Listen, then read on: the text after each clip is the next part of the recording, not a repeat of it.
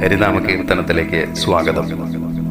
ശ്രീമൂലമായ പ്രകൃതിയിങ്കൽ തുടങ്ങി ജനനാന്ത്യത്തോളം പരമഹാമായ തണ്ടഗതി, ജന്മങ്ങളും പല കഴിഞ്ഞാലും ഇല്ല അവധി കർമ്മത്തിനും പരമനാരായണായ നമ.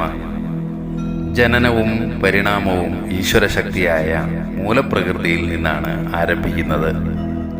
അതിങ്ങനെ എത്ര കാലം, എത്ര ജന്മങ്ങൾ തുടർന്നു പോകുമെന്ന് പറയാനാകില്ല. മായയുടെ കർമ്മമണ്ഡലത്തിലായിരിക്കുമ്പോൾ നാം പലതരം കർമ്മങ്ങൾ ചെയ്തു പോകുന്നു. അങ്ങനെ കർമ്മപരമ്പര നീണ്ടു പോകുന്നു. ജന്മങ്ങൾ പലത് കഴിഞ്ഞാലും ഇതിനൊരു തീർപ്പുണ്ടാകുന്നില്ല. ബ്രഹ്മമാണ് പ്രപഞ്ചത്തിന്റെ പരമ കാരണമെന്ന് നമുക്കറിയാം. ബ്രഹ്മത്തിൽ അധിഷ്ഠിതമാണ് ശക്തി. ഈ ശക്തിസ്പന്ദനത്തിലൂടെയാണ് സൃഷ്ടികൾ നടക്കുന്നത്. ഭഗവാന്റെ ഒരംശം മാത്രമാണ് ഈ പ്രപഞ്ചമായി കാണപ്പെടുന്നത്. ഏകാംശേന സ്ഥിതോ ജഗത് എന്ന് ഭഗവത്ഗീത പറയുന്നു. ഈ ബ്രഹ്മശക്തിയെയാണ് ശ്രീമൂലമായ പ്രകൃതി എന്ന് ആചാര്യൻ പറയുന്നത്. പ്രകൃതി പുരുഷൻ എന്ന സാഖ്യമതത്തിന്റെ വേർതിരിവിനെ ആചാര്യൻ അംഗീകരിക്കുന്നില്ല. അദ്വൈതത്തിൽ ദ്വൈതഭാവമില്ല. ഈ ബ്രഹ്മശക്തിയെ മായ എന്നും വിളിക്കുന്നു. മായ മൂലം യഥാർത്ഥ വസ്തുജ്ഞാനം മറയ്ക്കപ്പെടുന്നു. അതിനാലാണ് എല്ലാം വേറെയാണ് എന്ന അനുഭവം നമുക്കുണ്ടാകുന്നത്. പ്രാണൻ, മനസ്സ്, ശരീരം എന്നിവയിലെല്ലാം ഇതിന്റെ വ്യാപനം നിമിത്തം നാം സംസാരികളാകുന്നു. അപ്പോൾ നാം പരിണാമവിധേയമല്ലാത്ത സനാതന സത്യത്തെ മറക്കുന്നു.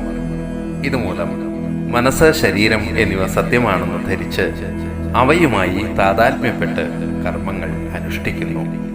അങ്ങനെ വരുമ്പോൾ മായാബന്ധനത്തിൽ നിന്ന് മുക്തി നേടുകയേയില്ല. നമ്മുടെ കർമ്മവും ജന്മങ്ങളും തമ്മിൽ അഭേദ്യമായ ബന്ധമാണുള്ളത്. കർമ്മം വിത്താണ്, ജന്മം അതിൽ നിന്നുണ്ടാകുന്ന വൃക്ഷവും. ഇതിൽ നിന്ന് എങ്ങനെ മുക്തി സാധ്യമാകും? ഞാൻ ആരാണ് എന്ന തത്വവിചാരം മാത്രമാണ് പ്രതിവിധി.